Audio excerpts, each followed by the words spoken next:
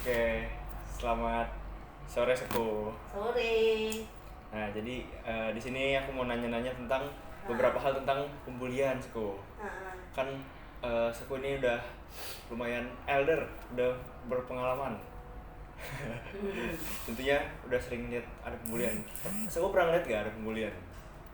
sebetulnya pembulian sih banyak ya, bukan hanya mungkin kejadian yang kita lihat langsung, mungkin kita juga banyak mendengar ya dari Hmm. media, dari apa itu banyak sekali. Menurut Seku yang dikategorikan sebagai pembulian itu kayak gimana sih Seku? Pembulian itu kan kalau menurut saya banyak macam ya pembulian ya. Ya mungkin kalau secara fisik itu juga sering kita lihat ya, bahkan sampai seseorang itu meninggal ya akibat Benar. dari fisik, pemukulan, pengeroyokan dan segala macam. Nah namun tidak kalah jauhnya juga secara melalui kata-kata ya, melalui verbal itu sering sekali terjadi, seperti mengejek kepada teman-temannya, mengatakan fisik dari seseorang dan lain-lainnya. Itu paling sering yang kita dengar. Hmm, pasti kan kalau orang melakukan pembulian pasti ada yang ngebuat hal ada pemicunya buat seseorang itu supaya jadi pembuli. Menurutku itu apa sih yang ngebentuk seseorang tuh jadi seorang pembuli gitu? Ya, kalau itu saya memang kadang-kadang saya sering ya membaca juga. Mungkin membentuk seseorang itu jadi pembuli itu bisa banyak hal ya. Mungkin salah satu mungkin dari latar belakang. Latar belakang mungkin aja si seseorang ini mungkin dia dari keluarga ya. Di keluarga mungkin dia sering melihat orang tuanya. Ya, orang tuanya sering melakukan kekerasan fisik ya mungkin terhadap dia. Nah itu salah satu yang mungkin menjadi pemicu ya yang cukup besar. Dan kemungkinan juga saya lihat seseorang itu suka jadi pembuli, dia juga orang tersebut dia kurang mendapat perhatian. Benar. Nah, kurang mendapat perhatian. Nah, bisa jadi dia melakukan pembulian itu dengan untuk apa ya? Maksudnya Memvalidasi diri. supaya memvalidasi diri itu, oh dia hebat. Ya. Oh dia mau jadi seorang yang berkuasa. Nah, itu mungkin ada hal-hal tertentu yang membuat seseorang itu senang dengan melakukan begitu. Nah mungkin faktor lain juga banyak lah. Bisa jadi juga seseorang itu melakukan pembulian ikut-ikutan Oh dengan iya. temannya. Nah itu juga bisa terjadi ya. Tapi memang salah satunya mungkin di rumah dia sering melihat kekerasan fisik yang atau dia alami kekerasan fisik itu juga sering sekali menjadi faktor seseorang yang cenderung melakukan pembulian kepada orang lain. Jadi dia kayak cuma mencerminkan apa yang dia Iya, alamin gitu. apa yang dia alami, nah itu yang dia lakukan kepada orang lain. Oke, tapi kenapa ya kayak korban bully nih yang udah misalnya udah dipukul, udah di di apa ya kata-katain mungkin itu cuman diem doang, nggak melakukan tindakan aksi apapun. Iya, memang banyak ya ada korban bullying tapi diem. Kadang-kadang mungkin seseorang yang mendapat korban bullying itu dia merasa malu. Dia merasa malu, dia merasa sudah tidak percaya diri dengan diri dia. Sehingga dia untuk mengatakan atau menceritakan kepada orang lain, dia merasa gimana ya, itu adalah satu aib buat dia. Dan bisa jadi juga seseorang mendapat pembulian ya bisa jadi dia diancam. Diancam dengan orang yang melakukan bully kepada dia, sehingga seseorang itu takut untuk bercerita jadinya. Karena mungkin dia takut ya, nanti kalau saya cerita saya malah mendapat perlakuan yang lebih dari sebelumnya. Ada rasa ketakutan. Tapi bukan dengan dia menceritakan misalnya di lingkungan sekolah, dia menceritakannya ke kepala sekolah. Kan kepala sekolah bisa melakukan tindakan tegas untuk tindakan bully ini loh. Iya, memang betul. Nah, tapi itulah yang tadi saya katakan. Ini seseorang itu udah terlalu dalam kena pembuliannya sehingga dia merasa memang diri dia itu nggak berguna kadang ya, merasa fisiknya udah sangat tidak sempurna, dia jadi malas enggan untuk bercerita karena dia malu dengan dirinya. Oke, kalau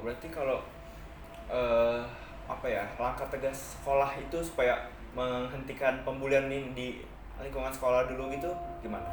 Ya kalau saya bilang memang kalau di lingkungan sekolah itu bukan hanya satu guru ya, tapi semua guru yang memang ada melakukan tindakan itu baik secara fisik maupun secara verbal, itu udah wajib kita melaporkan hal itu kepada atasan ya, supaya bisa diambil tindakan-tindakan yang bagus ya untuk langkah-langkah ke depan yang mungkin seseorang itu kalau sudah kita kasih tahu, udah kita tegur, udah kita bikin surat peringatan, bahkan sudah pemanggilan orang tua, tapi masih tetap berulang-ulang tindakan ini dia lakukan. Kalau saya secara pribadi ya, jalan yang terbaik menurut saya ya anak ini dikeluarin aja dari sekolah. Itu Benar. langkah yang terbaik. Benar. Daripada dia akan berulang-ulang melakukan untuk mencari korban yang lain lagi. Malah makin banyak yang dari Iya, betul. Kalau Seku itu apa ya, perlakuan pembulian kayak gimana yang paling parah yang pernah Seku lihat, pernah Seku dengar juga gitu? Ya kalau untuk korban pembulian yang sudah sampai marah banget ya, itu ya saya lihat di media. Banyak ya di media itu mungkin awalnya sekedar mungkin sekedar merasa saya melakukan ini tidak apa-apa. Tapi ternyata yang dia lakukan itu sampai mengakibatkan temannya itu meninggal. Nah itu yang paling bahaya, yang sering saya lihat. Itu sering sekali terjadi.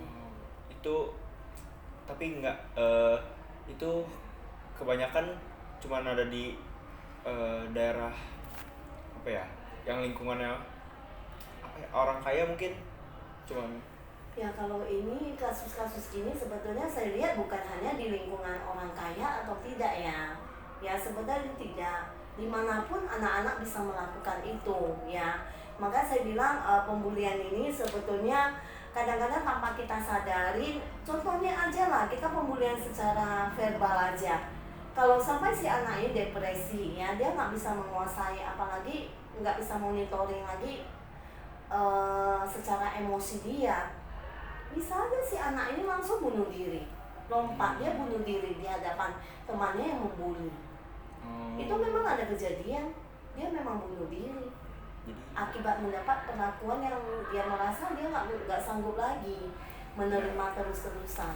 Nah itu menurut saya yang udah paling fatal, itu udah sampai fatal banget ya. Oke deh, pertanyaan terakhir deh, kalau menurut Seku nih, pembulian misalnya pembulian sampai ngerundung anak orang sampai benar-benar depresi tapi belum sampai meninggal gitu, jadi trauma mental, menurut Seku itu yang harus bertanggung jawab itu guru-guru di sekolah yang didik dia untuk membangun karakternya, atau orang tua murid tersebut yang mendewasakan anak itu menjadi seorang pembuli.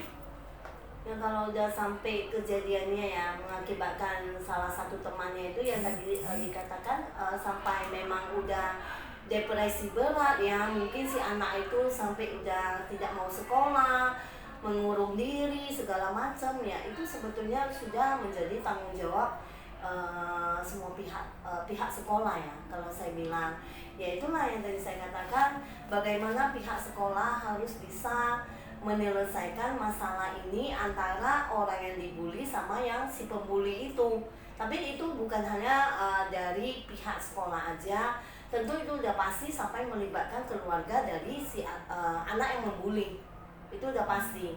Ya pihak sekolah udah pastilah, udah pasti andilnya akan ikut bertanggung jawab. Ya.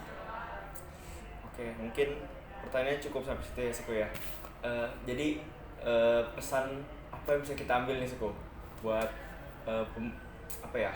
buat korban bully sama buat pembuli di luar sana? Ya kalau buat apa? Yang membuli. Ya, pesan buat yang pembuli sama korban bulinya.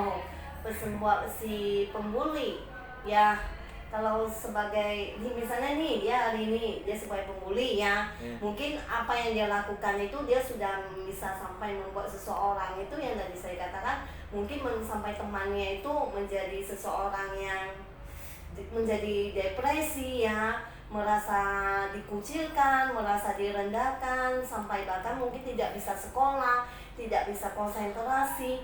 Nah seharusnya si pembuli ini udah harus sadar apa yang dia perbuat itu sudah merugikan banget terhadap temannya ini. Ya itu udah satu contoh, apalagi sampai si yang dibully ini melakukan perbuatan-perbuatan yang bodoh ya, sampai mencelakakan diri dia. Ya dia sebagai pembuli dia harus sudah harus ambil satu tindakan. Bagaimana dia harus menghentikan perbuatannya itu akan merugikan banyak orang. Ya. Dan pesan saya ya buat orang yang mendapat korban pembulian itu jangan pernah takut. Kalau mendapat tindakan bully langsung aja dilaporkan. Kalau di sekolah ya langsung dilaporkan ke sekolah, nggak usah takut dengan orang yang membuli. Karena kalau dengan kita takut, kita akan semakin ditekan oleh orang tersebut. Benar. Itu aja sih. Oke. Mungkin cukup sekian ya Suku ya. Makasih waktunya Ya, Suku. sama-sama. Thank you.